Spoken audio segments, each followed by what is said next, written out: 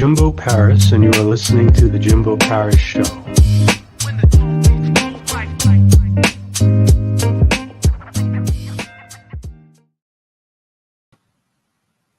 All right, how's it going, everyone? This is Jimbo Paris. Welcome to The Jimbo Paris Show. Today we have Mark Newsome, and he's basically a small business owner, and he kind of wants to help people with kind of cash flow. He's like a cash flow generating specialist. And, you know, he does it in the range of retail, from what I understand after doing some research on him. And I definitely want to learn more about him and see what he has to say.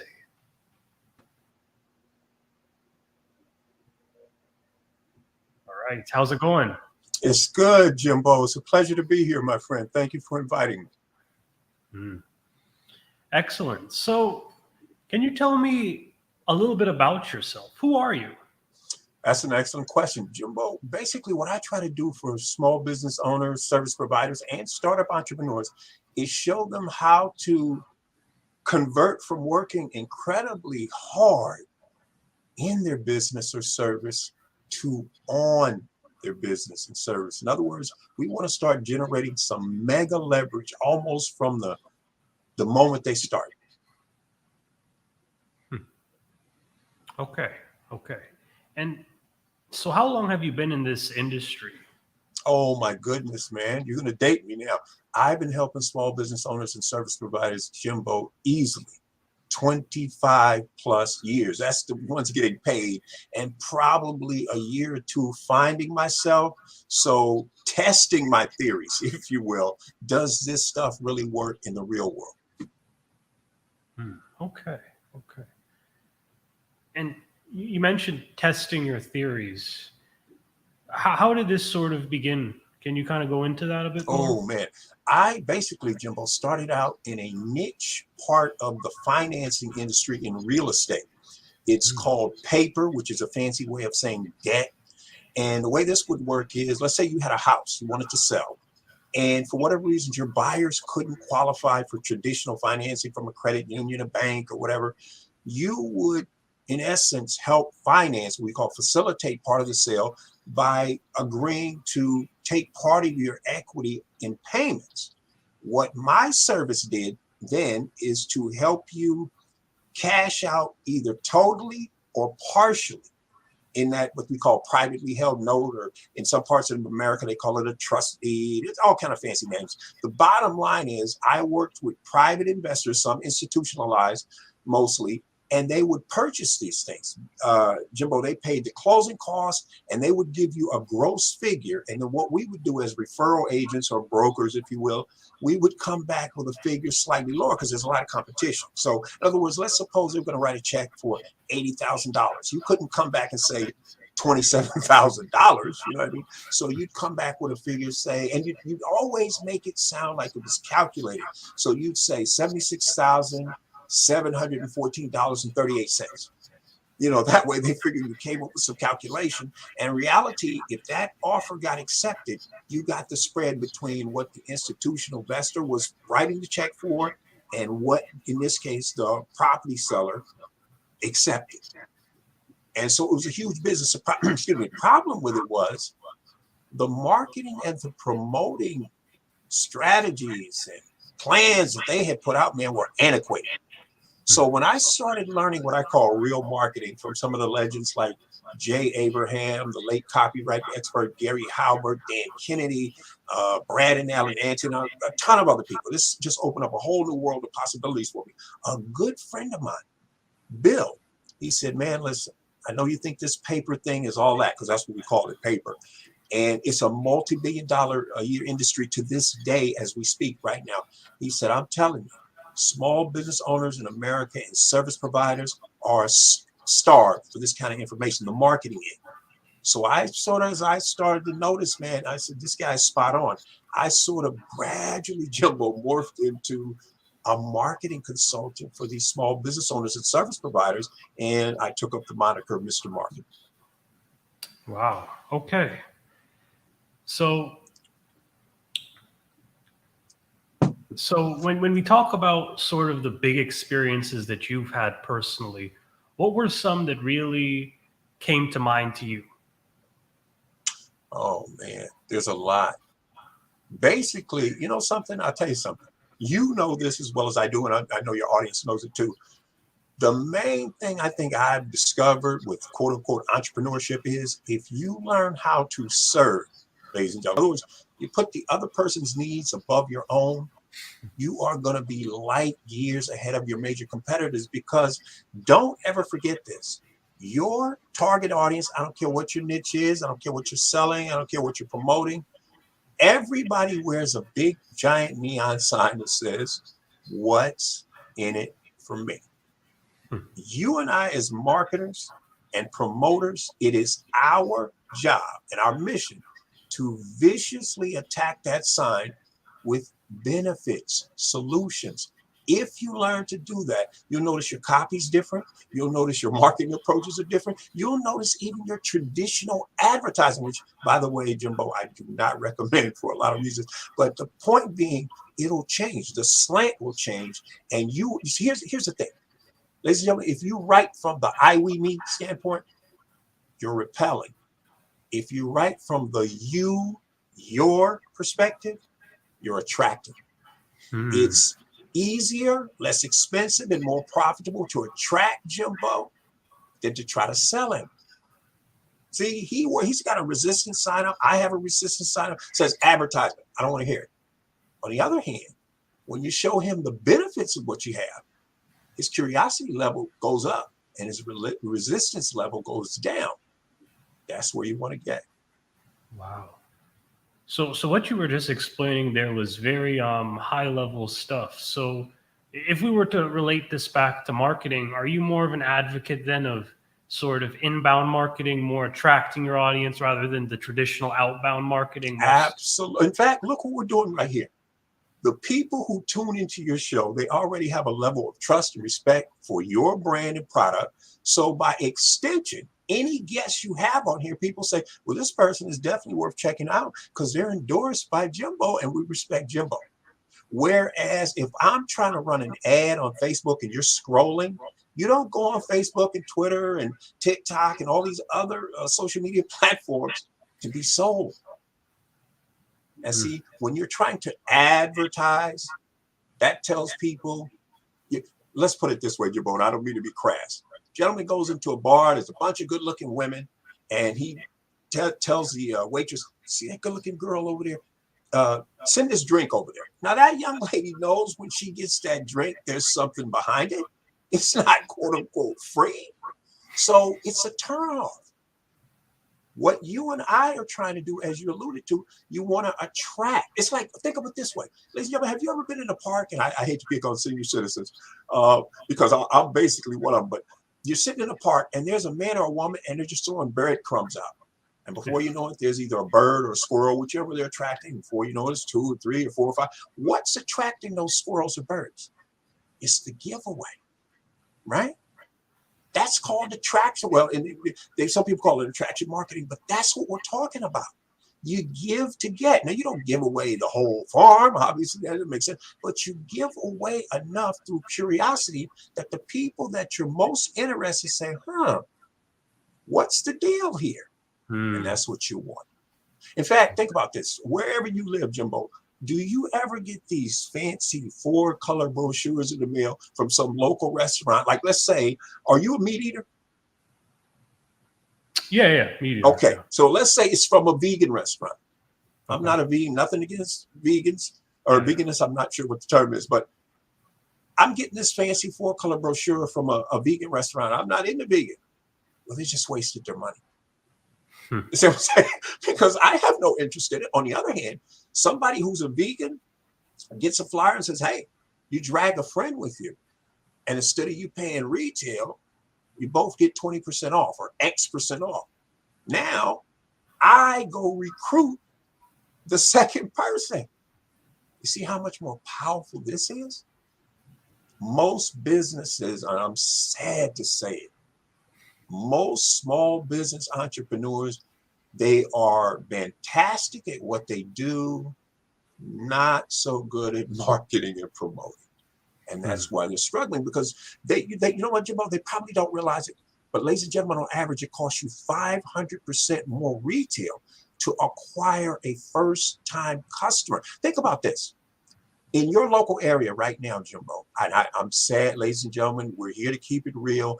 The time you are investing to listen to this particular podcast in your local area, men and women, incredibly hard workers, just ran an advertisement on local radio, local television.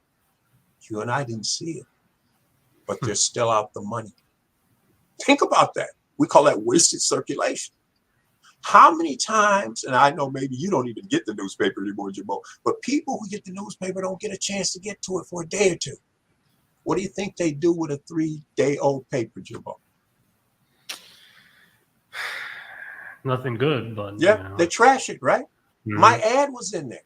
And the sad part is, I went for the special, the pay for 3 ads up front and save X. And the truth of the matter, I haven't tested.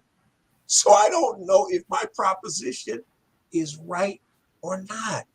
And again, I'm out of the money. You say, okay, well, Mark, hold on. You got to advertise. Well, if you're going to advertise, I suggest you learn how to market and promote. But if you're going to advertise, my friend, you got to do you got the cart before the horse. You don't ever pay for an ad more than one time until you have tested the main premise. And you start with a headline. Picture this. You're rushing through the airport. At the same moment, you're trying to scroll through your phone. I call it power scrolling. And somebody steps in the middle of a crowd and says, excuse me, miss, sir. Everybody turns and looks momentarily. My friend, who are you talking to? If you say, attention, Jimbo Paris, please report to gate 27 for U.S. Air. Everybody in that audience named Jimbo Paris will report to that gate. Now, you see the difference? That's called targeting. That headline, that calls your ideal prospect by their specific name. By name, we mean whatever it is you're trying to attract, or whomever it is you tell them in that headline. And that headline has to grab them by the throat and say, I'm talking to you. I have a specific benefit for you, or benefits that you need to know about, and guarantee you, Jimbo's going to want to know what the deal is. In fact, Jimbo, I'm going to try something on the air live with you right now, ladies and gentlemen. I promise you, he and I have not pre-rehearsed this. We're going to see if this Mr. Marketing guy has the goods or not. Jimbo, I call this the magic question. Let me try the magic question out on you, my friend. Jimbo, is it okay to periodically refer you new business customers and viewers? So you periodically what? Could you repeat that again? Sorry. I'm saying, is it okay to periodically refer you new listeners and viewerships to your podcast? Are you okay with that? That's perfectly fine by me. Ladies and gentlemen, do you hear that? Now, by the same token, as long as it doesn't take away from anything you're currently doing now or will have going in the future, are you okay with periodically returning a favor? Yeah. Okay. Which you're doing it right now by having me on your show. Ladies and gentlemen, let me translate what Jimbo just said, because you only see the linear. In other words, you see the tree, you don't see the forest of possibility. Here's what he's really just said. Mark, not only is it okay for you to access my current resources, connections, and assets, but the ones I'm going to have tomorrow, next week, and next year, which are 10 times better. Ladies and gentlemen, do you see the difference in that approach? That's called the magic question. You say, well, what does this have to do with anything, Mark? Your current and future vendors, start asking the magic question of them, because you know what? They have customers, they have employees, they have vendors. You can inexpensively access for pennies on the dollar versus running an advertisement to get these same people.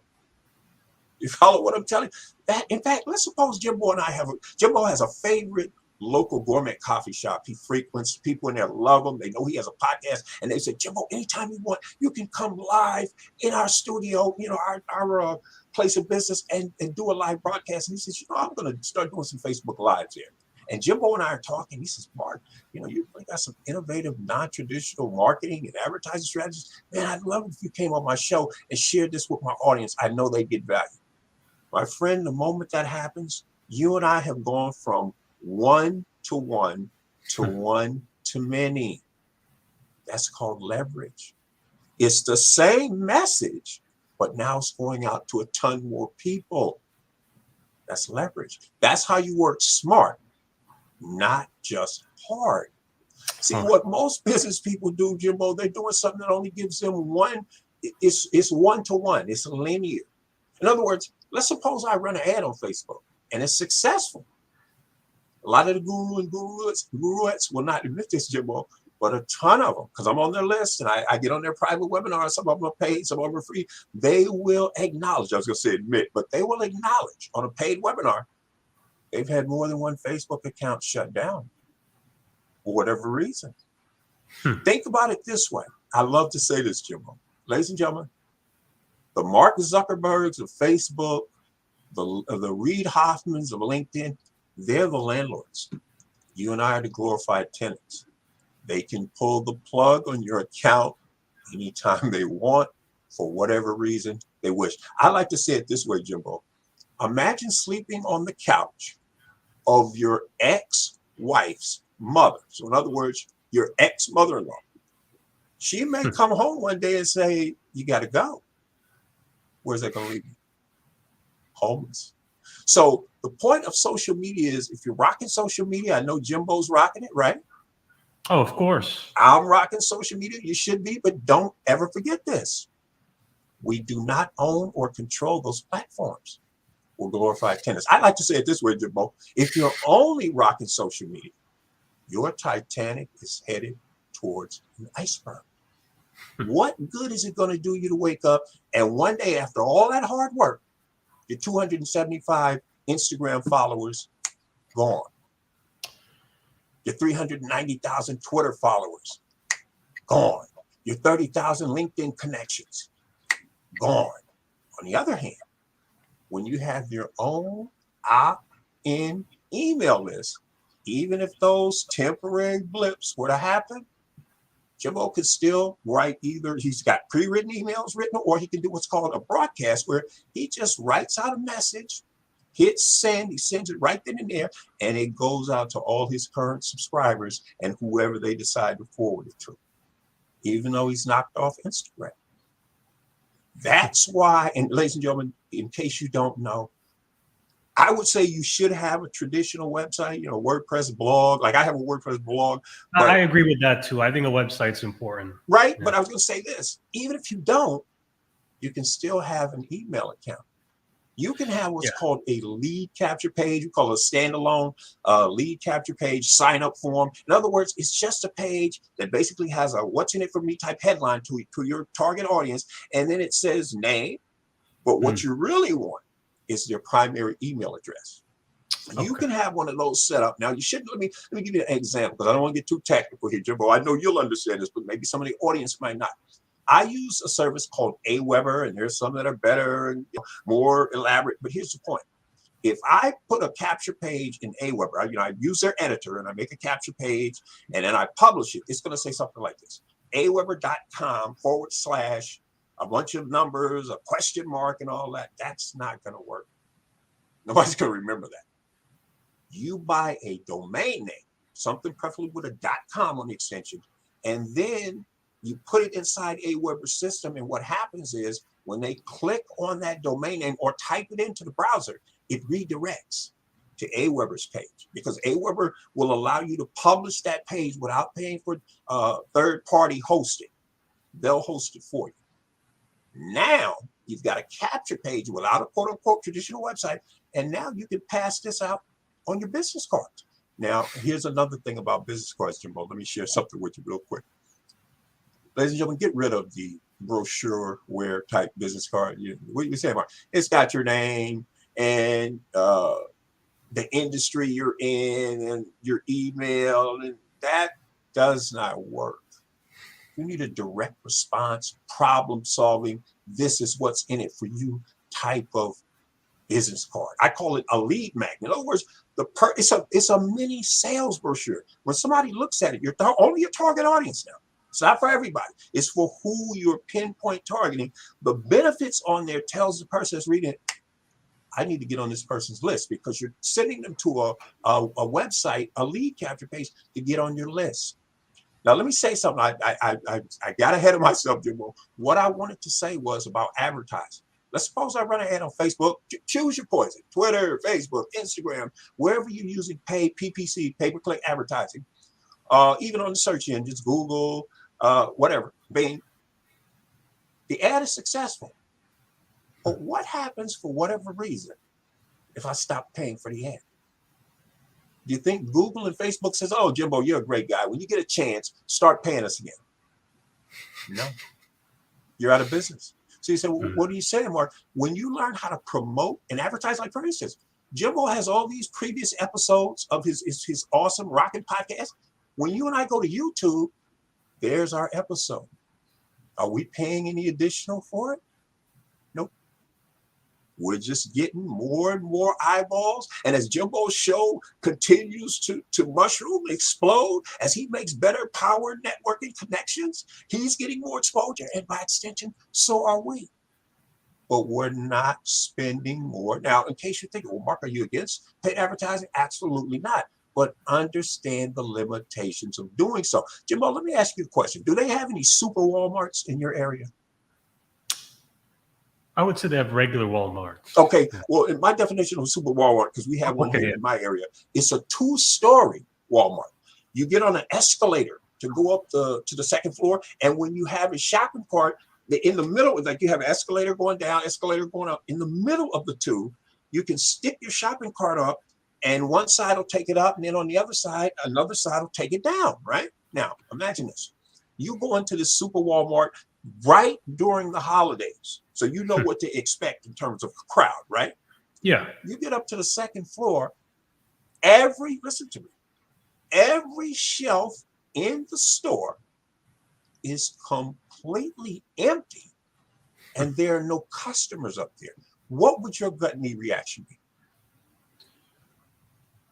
That place is not a good place to be. Exactly. They're going out of business. You say, okay, Mark, what is that? What the heck does that have to do with anything? Ladies and gentlemen, can you imagine a retail store with primetime real estate and nothing on the second floor? I look at your flyer, and when I flip it over, what do I see? Blank commercial real estate? Are you kidding me? That's prime real estate, my friend. You should have some type of affiliate, JV, what we call joint venture offer. Like, let's suppose I sell a book on marketing, right? Jimbo has a, how do you want to say it? A complementary product or service. We're not directly competing.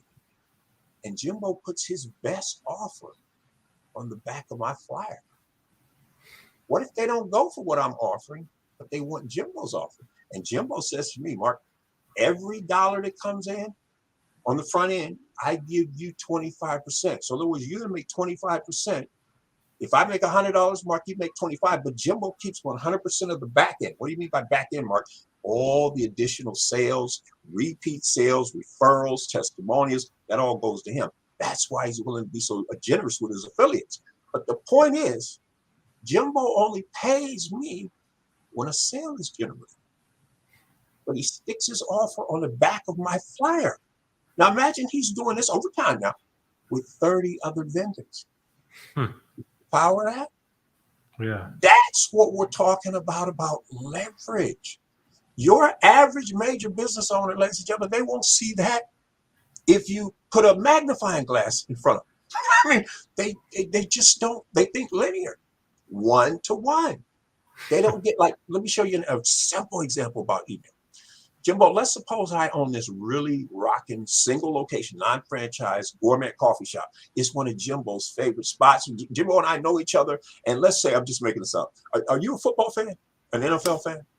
Yeah, I actually watch a pretty decent amount. Okay, so let's say, I'm just making this up. He's a Cowboy fan. I'm a Giants fan. So, we got this thing going right here. So whenever we play each other, whoever wins for that week, we got the bragging rights. So we talk NFL, women, you know how guys are. So here's the point. Jimbo comes in one day and he says, Mark, you know what, man? Eventually I am going to come in here. And I'm going to start doing some Facebook Lives right here. I'm like, oh, Jimbo, that would be so awesome. Now, follow this. I don't have email. I don't have a traditional website or a blog, any of that stuff. Jimbo does. He's internet literate. I'm not. He's social media savvy. I'm not. Follow this. Jimbo has built up a list. Let me take a little sip of this water. Jimbo has built up an opt-in email list over the last 5 years of 25,000 locals. And that's minus the 13% who, for whatever reason, are unsubscribed from his list over time. He's still got 25,000 locals now. Follow this. Jimbo he sends me a text. He says, Mark, is it okay to send this offer out to my list? And basically what it says is for his list to come down to my gourmet coffee shop, he gives the address, and he says, Mark sells this big gulp. It's a plastic cup. It's called a big gulp. And I normally sell this for $8.99. Let's just say $9. And Jimbo says, I have a special arrangement with him.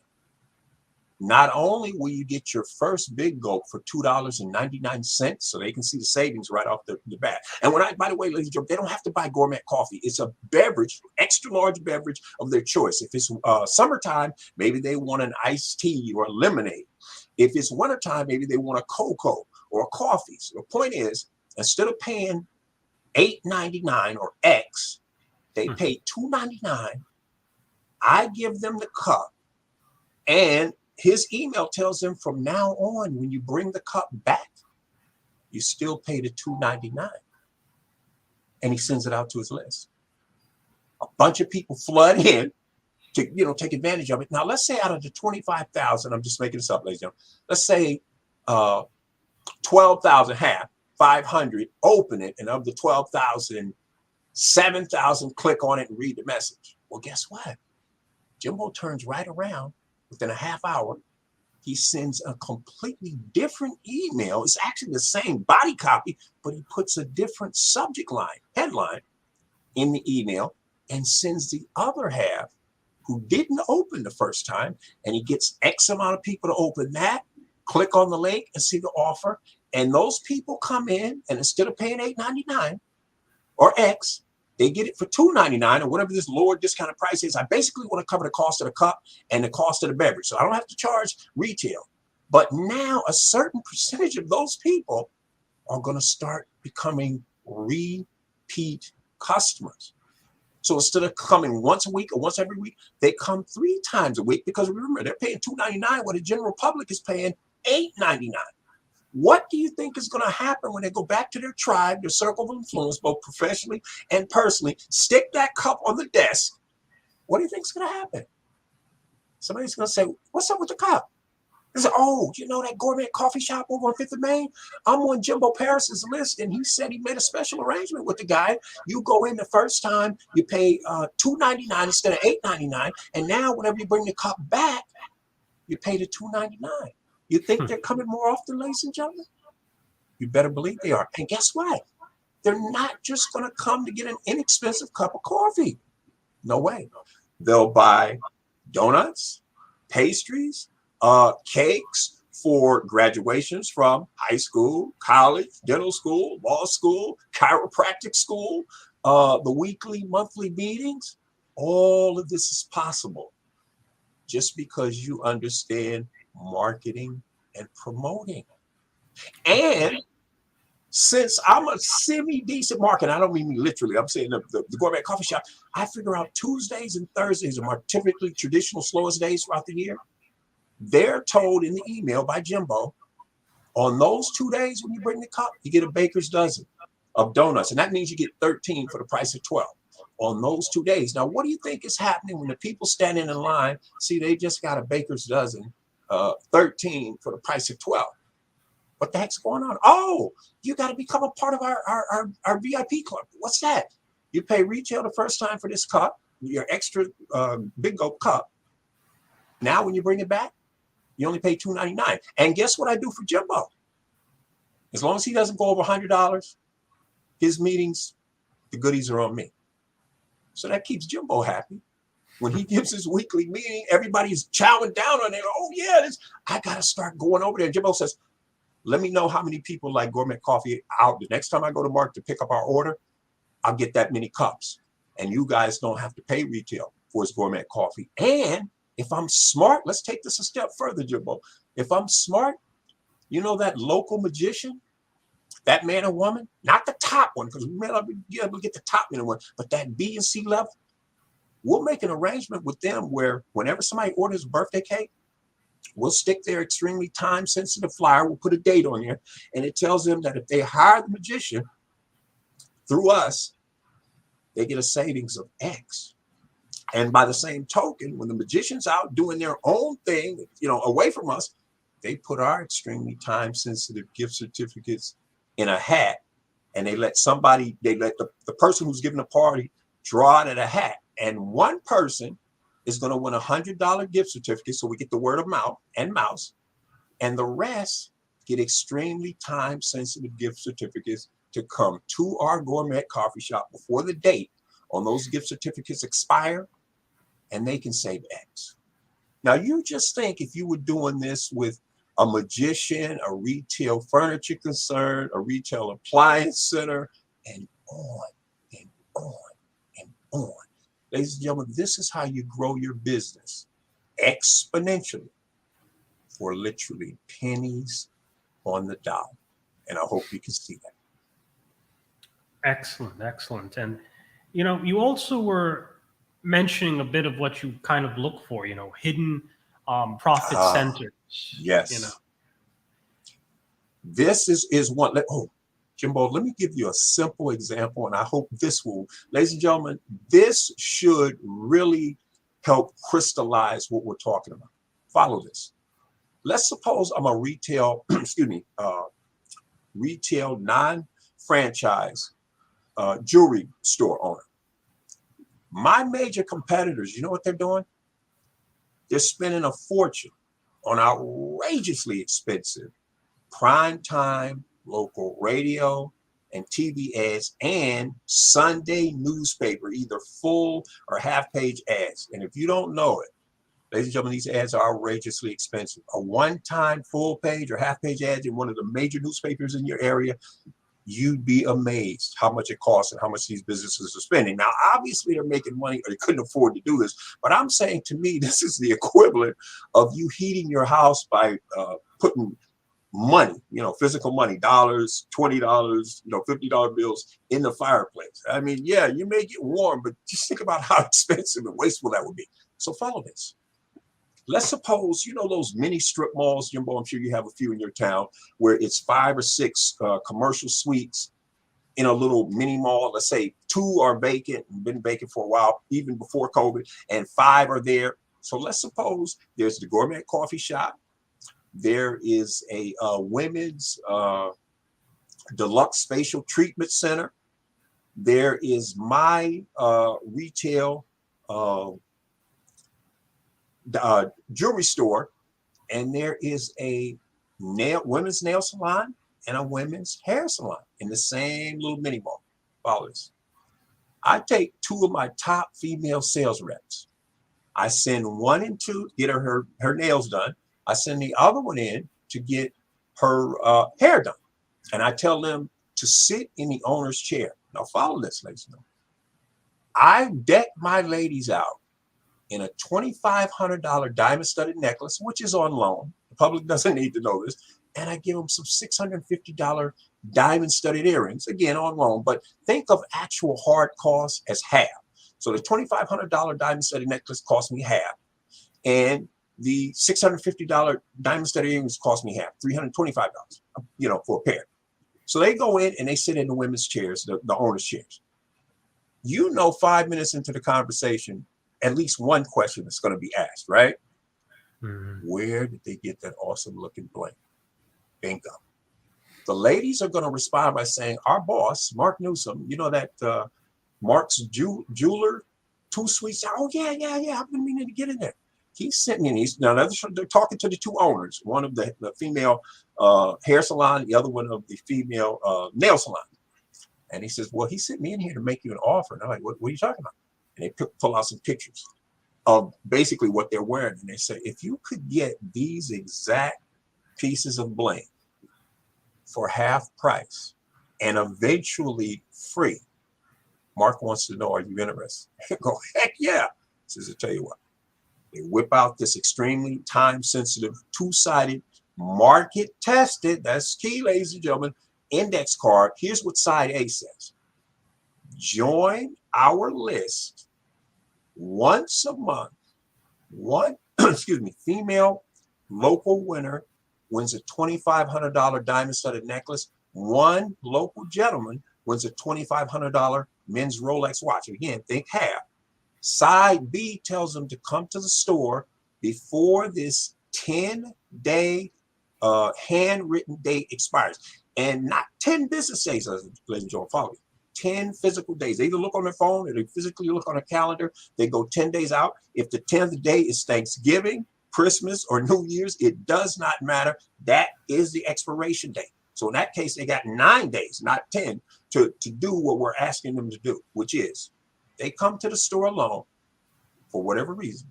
They can save 10% off up to $200. Now, that's not incredibly sexy. It's not supposed to be. And it says, however, simply for dragging a friend who's at least 18 before that expiration date, the recipient saves 40% off up to $2,000 or X to X. And their guests, as long as they join our list before they leave the store that day, that's called scarcity, ladies and gentlemen, they save 30% off up to $1,000. Now, Jimbo, do you know why we call this particular strategy the McDonald's technique? Sounds interesting. You mentioned saving quite a bit. Right. McDonald's, please quite Well, that too, but here's why we call this the McDonald's strategy, ladies and gentlemen. You and I walk into McDonald's or we go through the drive-thru and you say, I'll have the strawberry shake and the quarter pounder with cheese. And they say, would you like fries with that? Now, notice what McDonald's just did. Without going back on outrageously expensive primetime local radio, primetime local television, newspapers, they got you and I to spend a little bit more money for the same transaction. And then McDonald's took it to the next level because a lot of Wendy's and all the other fast foods are using this now, as well they should be. McDonald's got their best marketing guru and guruettes, their Harvard graduates together, and they said, how can we X this strategy? And this is what they came up with. Now, when you and I, remember, this is all over the world on a daily basis. Now, when you and I say yes to, would you like fries with that? Or would you like an apple pie with that? McDonald's trained cashiers all over the world automatically come back and say, supersize you. And guess what? Another 10 to 40% who just said yes to the upsell say yes to supersizing you. And McDonald's gets retail on the French fries without having to take out the additional outrageous expense of prime time advertising. Ladies and gentlemen, that's why if you notice, the executives from McDonald's, they drive really nice cars, S with a plural. They have really nice houses all over the world, S with a plural. And their kids and grandkids go to the best universities on the planet because of upselling. Movie theaters, by and large, ladies and gentlemen, they don't make their money selling tickets.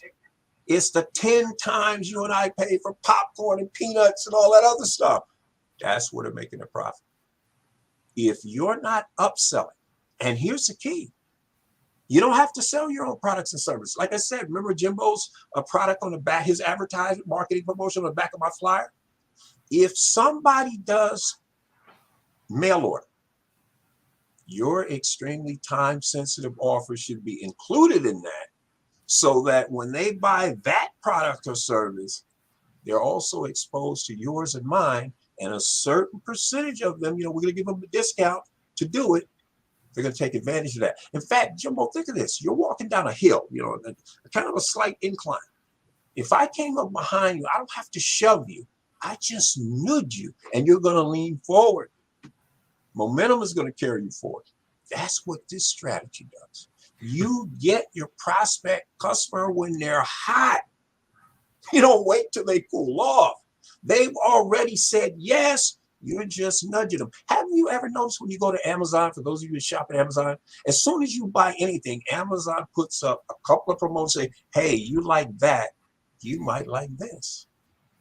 If they did that after the transaction, they're going to do less business. So you got to strike when it's hot. So let me get back to this example because I want to show you this. I'm offering these ladies a chance to do this. I will allow initially the owner of the hair salon, nail salon, to purchase a pair of $650 diamond studded earrings, a $2,500 diamond studded necklace for a deposit of my actual hard costs. That way, if tomorrow, Jimbo, they suddenly get a sick relative and they jump in the car and leave, I'm not out of anything because I got my costs. Now follow this. The hairstylist and the nail stylist are rocking a $2,500 diamond studded necklace, some $650 diamond studded earrings they didn't have on yesterday.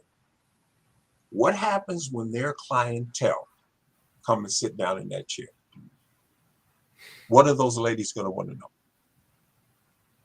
Girl, where did you get that bling? Right?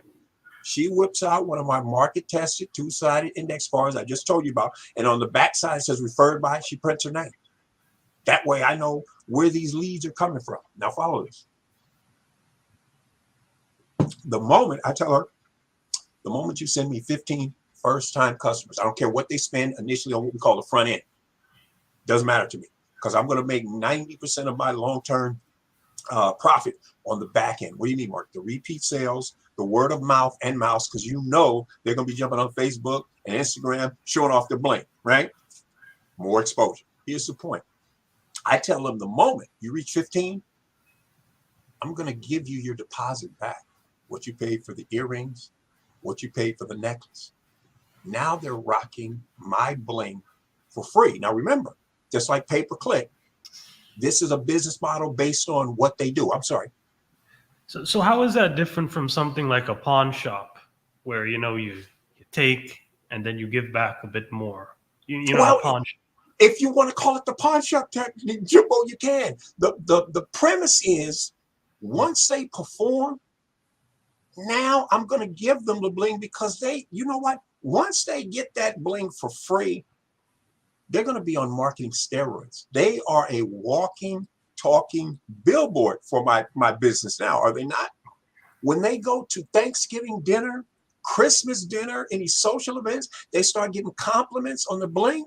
What are they going to tell them? Oh, I got this from Mark's jeweler, and all I had to do initially was put up a deposit of half. You are extremely right about that because that's the same thing that they do with a lot of these rappers too. You have a wealthy jeweler, they give you a bunch of jewelry and so forth. Bingo! Okay, wait a minute. You and I both know the story. There's a famous rapper from Los Angeles. His first name is Cordelius, but we know him as Snoop something. Tommy Hilfiger's people went to him and said, hey, man, you're going on this award show. Why don't you rock our jacket? Snoop goes on the show. Millions of eyeballs are watching him. And suddenly people want to know, what is Snoop wearing? Well, it turns out it was Tommy Hilfiger. Tommy Hilfiger got a foothold into the hip-hop market like no other designer of his time. Now, there was a little bit of a controversy down the road, but the point being, just like you're saying, in fact, I hate saying this, but if I were a jeweler, there's no way Oprah Winfrey would ever do a Facebook Live without rocking some of my bling. I would let her pick out any two pieces you want. And when you start getting the DMs, the direct mail, Oprah, I love your bling. Oprah says, ladies, by the way, I got a special arrangement with Jimbo Paris's retail jewelry store.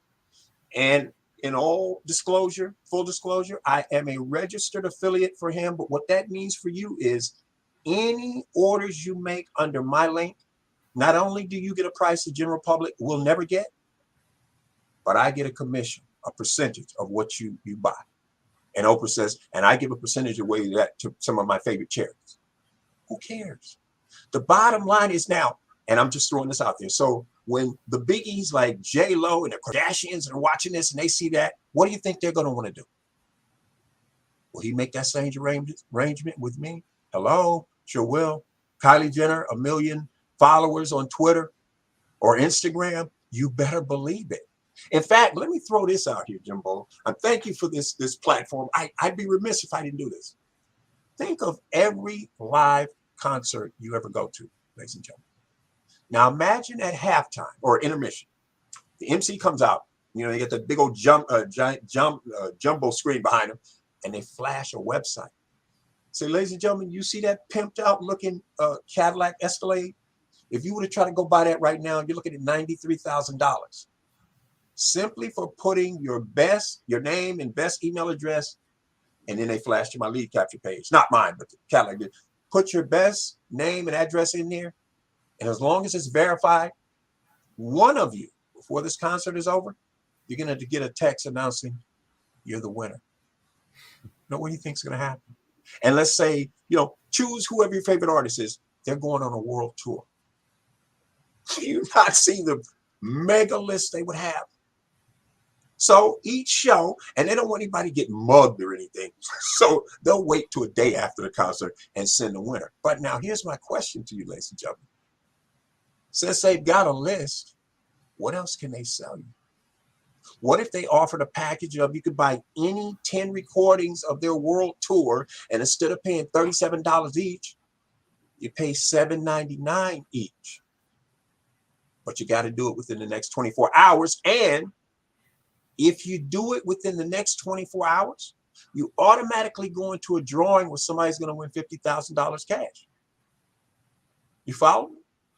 This is called marketing. This is what we mean about dead assets, that you get a new marketing eye and you say, hey, wait a minute, we're only doing this. We could be doing that. Okay. And this kind of falls into my next question.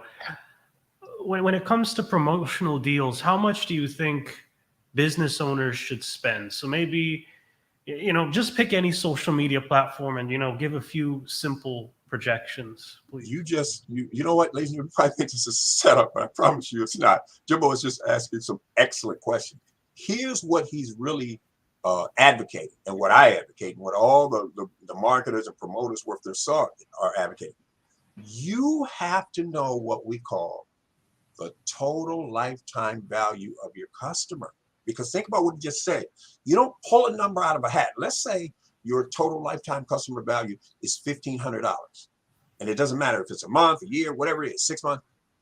How could it possibly make economic sense for you to throw $5,000 at paid advertisement when the most your customer is worth over the life of their doing business with you is $1,500? You're going to be what we call upside down. You say, well, Mark, how do I figure this out? Excellent question. Here's what I want you to do.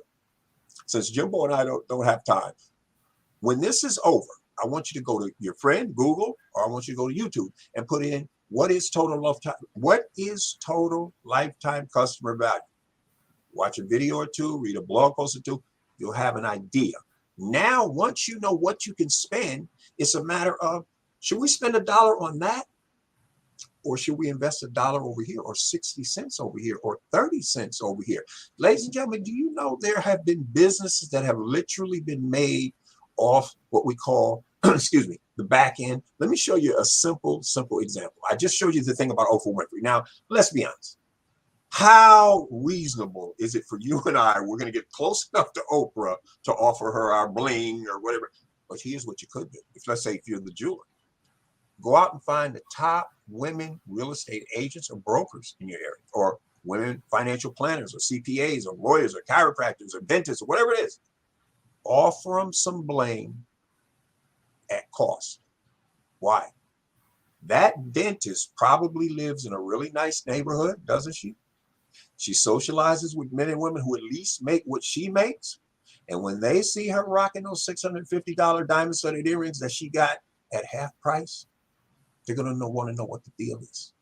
She, or that real estate agent, or that female mortgage broker, she's out circulating in the exact tribe you and I want access to. But the old-fashioned way is you're going on radio and television to try to reach them. Nonsense. You can go through this circle of influence. and do way, way better. No two ways about it. In fact, Jimbo, let me just share something with your audience. I'm glad you brought that up. And I want to make sure two things, ladies and gentlemen. Stop treating your business or service like a one-night stand. What the heck's that supposed to be, Mark? You're going from first-time retail customer to first-time retail customer to first-time retail customer. It's outrageously expensive. You're going to end up going broke, and you're going to be in Strugglesville. You say, okay, well, Mark, what should we do?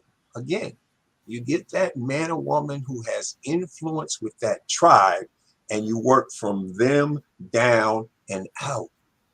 That's a far more effective strategy. Let me share something about perspective that hopefully will help. Two guys are driving across the desert on the hottest day of the year, one of the hottest days of the year. They don't have any air conditioning. Jimbo is driving. I'm in the passenger seat. Finally, in frustration, I roll down the window and I look out over the horizon and I say, man, look at all this cactus. What did Jimbo see, ladies and gentlemen? He saw Las Vegas. You see the difference? We both looked out and saw the same thing, but we came to two different conclusions. So here's why Jimbo and I are sharing this with you. Entrepreneur, sometimes without the right perspective or vision, it's almost impossible to see opportunity, even when it's right in front of you. Now, this falls into another thing. Speaking of opportunity, you mentioned hidden assets. What do you mean by hidden assets? Well, for example, like we said, the back end. Jimbo has an audience, right? And he monetizes his audience a certain way. I guarantee you, if we do an audit, we'll find there are other uses for that audience. Like, let me give you an example. Let's suppose I'm a venture capitalist, right? They call them VCs. I say to Jimbo, I say, you know, Jimbo, you have pre-recording time, meaning before he starts, he pushes that recording button. You have post-recording time.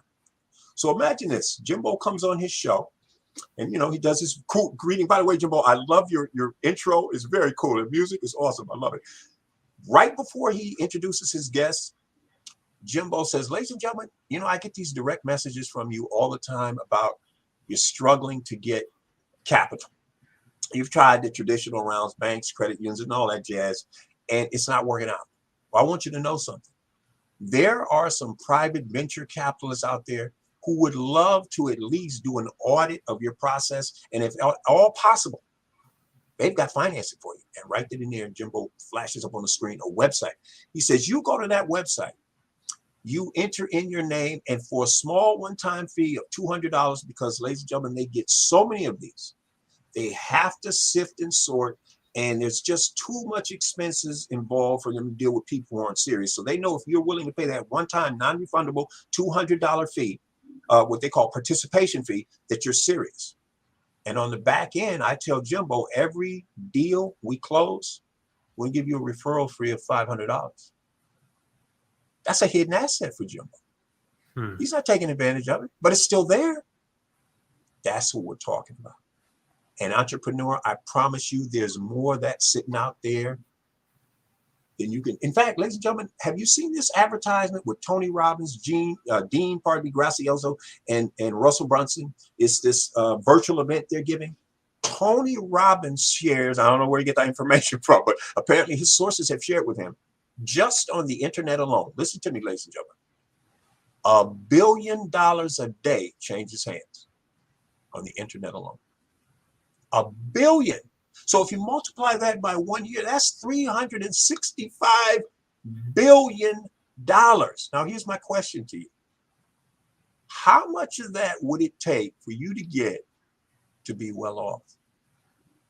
Everybody you know and everybody I know could do $10 million a year, 8 figures, and you wouldn't put a dent in that amount. Now, we know everybody we know is not going to do 8 figures or 7 figures. So the point is, look how wide open that is. In fact, Jimbo, I like to tell this story. Imagine this. You're standing in front of a fire hydrant. It's on full tilt. Water is gushing out of it. You're standing 2 feet away, and miraculously, somehow you don't get wet. How is that possible? $1 billion a day is changing hands, and you're sitting here saying there's no opportunity? You have to be kidding. There's more opportunity than you and I can possibly handle. The question is, do you know how to fish? See, most people are given fish, but when the giver stops providing, where does that leave you? When you learn how to fish, it's almost unlimited. That's the difference. Ladies and gentlemen, it's not a matter of if opportunities out there. It is. The question is, are you getting your fair share? And if you're not, you have to look in the mirror. See that reflection staring back at you? That's the issue. So what Jimbo and I are trying to do is expand that gray matter. Ladies and gentlemen, Jimbo, do you remember a popular network television show in America called MacGyver? Sounds familiar. MacGyver was a guy who every week he was in what we seemingly thought were these impossible situations. He would take an index card, a cassette player, and a ballpoint pen and have a solution by the end of the show. And you'd say, how? Obviously, it was the writers, but you say, how in the world is this guy going to get out of this? Which made you tune in every week. My point being, you and I don't have to be MacGyver. There's a ton of opportunity out here if you learn how to tap into it. And here's what it starts with, ladies and gentlemen. What's going on up here between the left ear and the right? If you will exercise that gray matter more and get around the Jimbo Parises of this world, you're going to start getting solutions that you didn't have yesterday and the day before and the day after. And that's part of what my mission and message here is to share you is opportunity is evergreen. It's everywhere. And here's the thing. What you're hearing from me today, ladies and gentlemen, all it is 8 plus 2. Jimbo's going to tell you 9 plus 1. The next speaker is going to say 12 minus 2. We're all mathematically getting to 10. That's the point. You don't have to do it this way. You don't have to do it that way. What you have to understand is, what do I need to start? What's my end result? And how do I bridge the two? And there's a gazillion ways for you to do it. In fact, Jimbo, please pardon this blatant commercial. If you are a non-franchise retail furniture store owner, retail jewelry store owner, or a retail appliance center, please reach out to me because I got some ways to show you how to blow it up in your market for literally pennies on the dollar. And I normally work off what's called a 25% performance basis, meaning for every dollar I bring you, you clearly didn't have, you just compensate me 25%. And it could be in resources you already have. Like, Jimbo, think about this. Here's something, Jimbo, that's just sitting here. And when I see this, man, it hurts my head because it's so obvious. Right now, we're not out of COVID, but right now, ladies and gentlemen, you know what's coming back? The live events. People are actually physically going to live events again, right? Think about this. There was a time, Jimbo, when you turn on the cable television late at night between 1 o'clock and 5 o'clock in the morning, and you would see a gazillion what some people call real estate evangelists. And that was these men and women telling you how you could stockpile real estate with both hands using no money down strategies, right? And they'd invite you to a hotel when you're in your local area and say, come in, learn Jimbo Paris, the secrets to wealth. And they show Jimbo coming off this private jet, which in reality was leased. We didn't know that. And he'd jump in a Rolls Royce and drive off, right? And the Rolls Royce was leased for the day. But the point is, Jimbo would be in a hotel or one of his trained sales reps, and about 400 people, 400 to 500 people, just depending on, the area that he's appearing in. And they would make these, national tours from city, running these infomercials, and that would draw you in. Now, fathers, when you and I get to the hotel, if that hotel was smart, which we know they are, it couldn't be in business, so I'm not trying to be denigrating them here. Fathers, what if you're a retail appliance center and you make the following arrangement with the hotel? Offer our free, extremely time-sensitive gift certificates as a free drawing. Somebody's going to win that day. In other words, if the event is 2 days, you got to come for both days to be eligible for this drawing. That way it brings the people in and they stay there, and the promoter has more opportunities to sell their wares, right? So you say, here's the point to the hotel owner.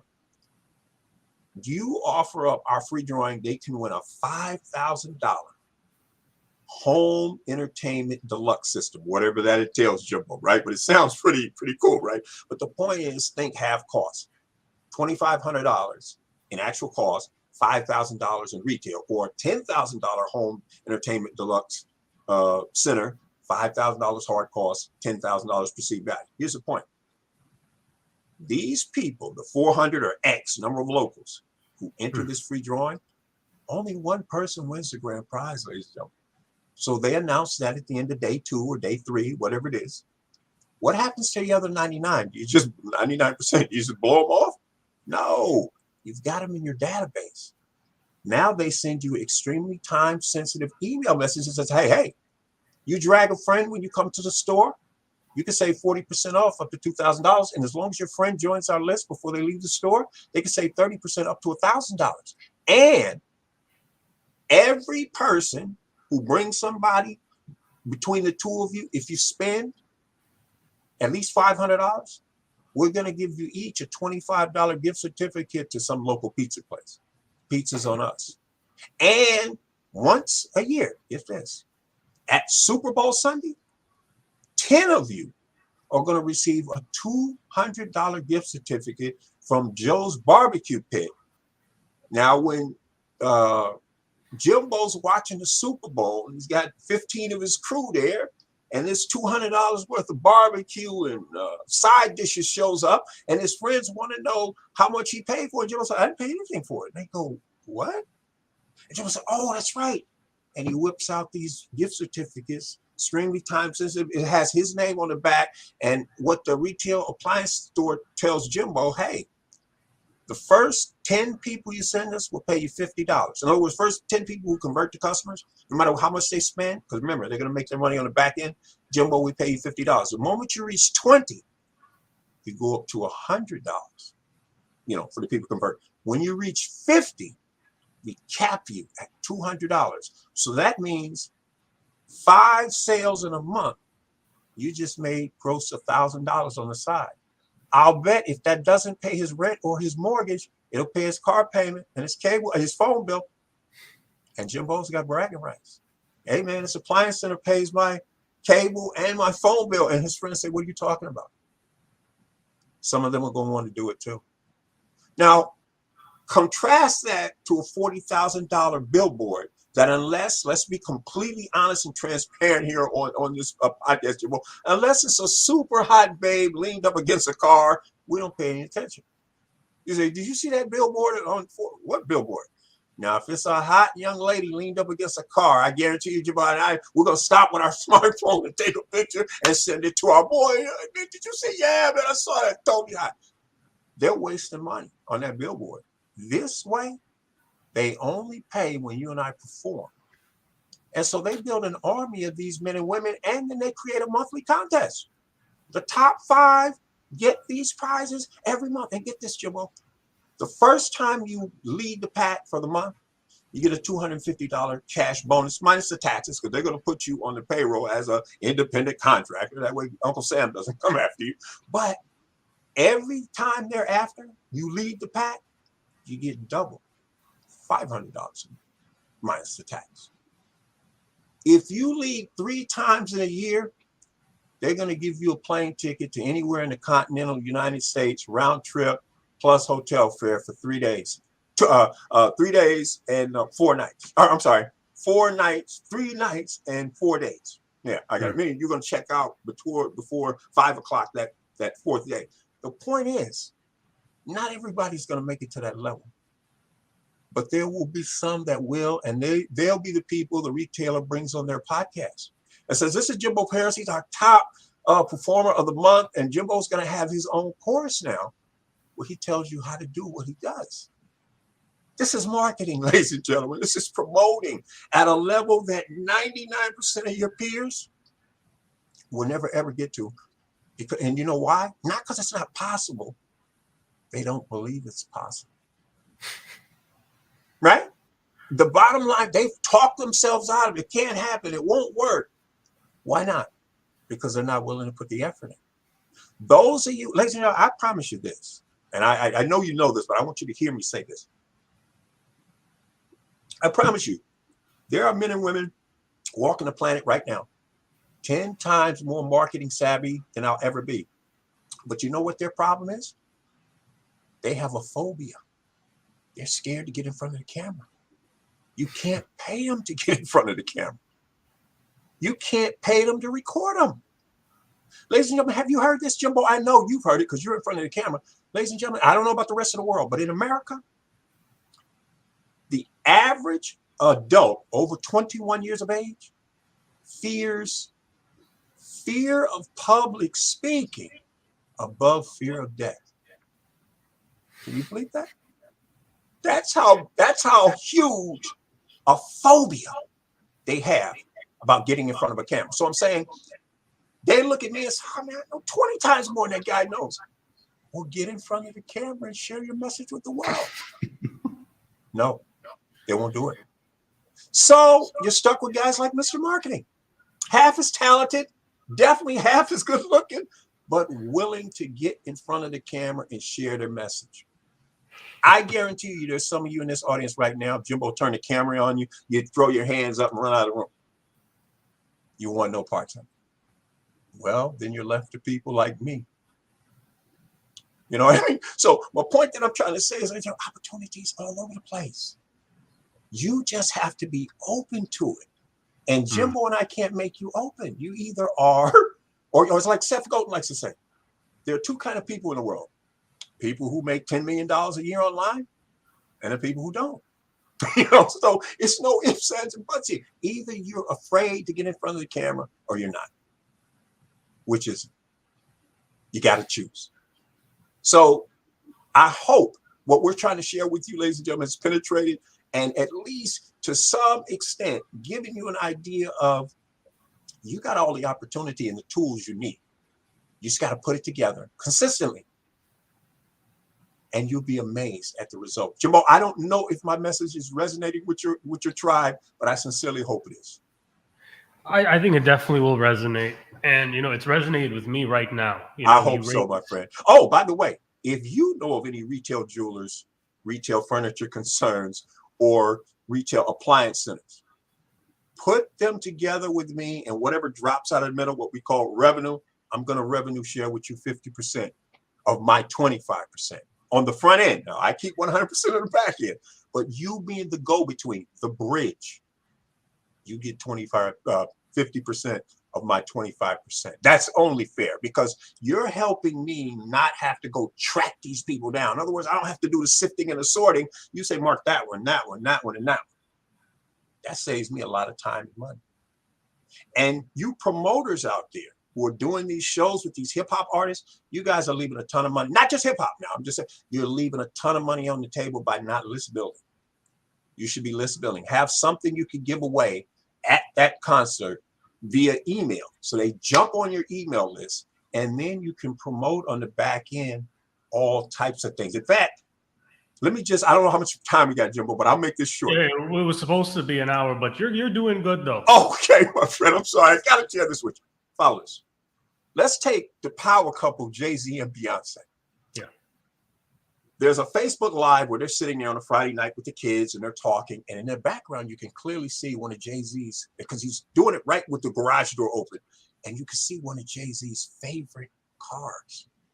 And Jay-Z turns to the car and he says, babe, we're going to do something real special tonight. And Beyonce's just, grinning from ear to ear. And she can't wait for Jay-Z to share. And he says, listen, in order to help this charity we believe in, I'm just making this up, this Aston Martin, I am going to raffle it off, ladies and gentlemen. And here's the deal. You see that email list that should be at the bottom of the screen right now? You go to that. You can enter this chance to win this Aston Martin, which goes for $120,000, just so you know. You only pay $1,000. If you're not on the list, you can still enter the raffle, but you have to pay $5,000 now. Now, what do you think most people are going to do, right? They're going to enter that email list. They're going to enter that. Bingo. So now Z's got a list. But here's the point. True to his word, let's say there's 1 million people watching. 30% put up $1,000. Your math is probably better than mine, Jimbo. I'd say that's a lot of money. Jay-Z sells off the car. Banks, the rest of the capital. And now he turns that list over to his marketing crew. And when Beyonce's new CD is about to drop, instead of you paying $24.95, you get special advance notice and you can get it for $9.95. Hello? When Jay-Z is about to go on tour, he says, hey, we're going to do 72 cities in 76 days. Instead of you paying $40 a pop, you can get all of them for just $300. This is an offer. If you're not on my list, you cannot get. Again, you see all this capital sitting there? Ladies and gentlemen, promoting and marketing is not hard, but it does take a little creative marketing juice. That's all. Now, what do you think would happen if I did something like this with Snoop Dogg or Dr. Dre or Lady Gaga or any of them, and they just gave me 25% of the revenue on the front end and they kept everything else? I'd say we'd all be incredibly happy and much better off financially, right? Can you imagine? Think about this now. Can you imagine the NFL on opening Sunday? The Jumbotron in each team has this big sign that says, enter our free drawing for your chance to win our Super Bowl package. 5 people, you and 4 of the people of your choice. We're going to fly you to wherever the Super Bowl's played. We're going to put you up in a 5-star, 4-star hotel, whatever they have in that town. We're going to give you an Uber driver, a limo, where you're going to be driven around. We're going to give you a bottle of high-end champagne, put you up in a VIP suite, courtesy of the NFL. This is a $50,000 package.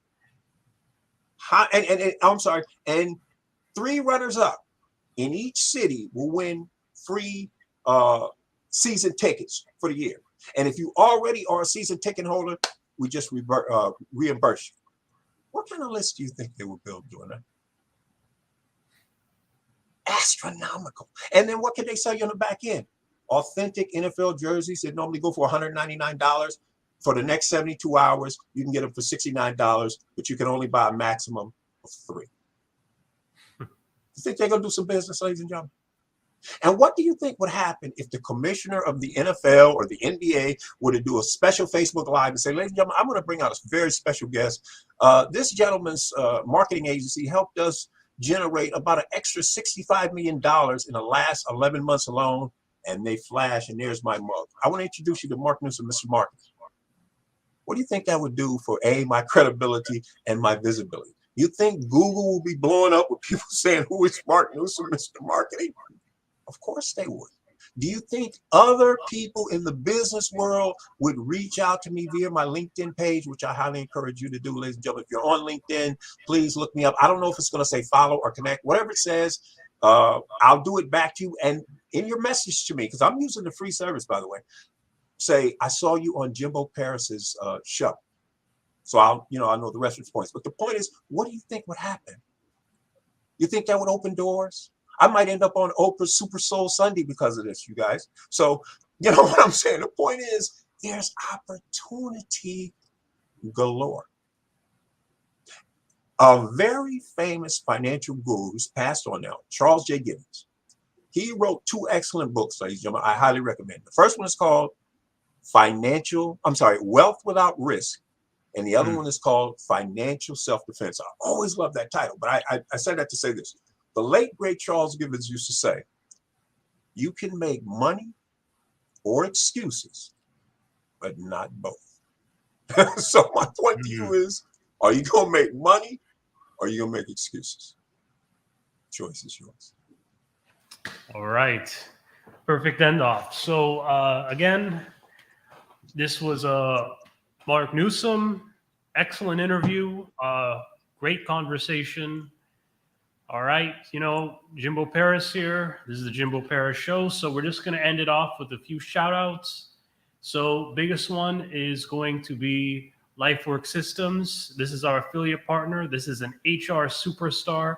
She's focused on improving the HR system for a lot of these big corporate businesses into a more intricate and more emotionally connected work environment.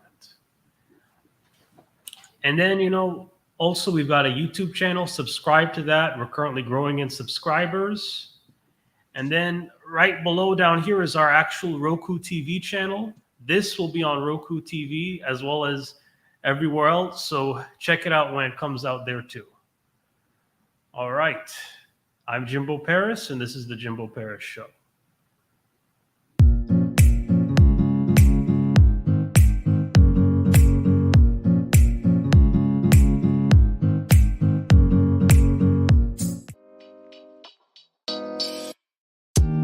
Thank you for listening to the Jimbo Paris Show.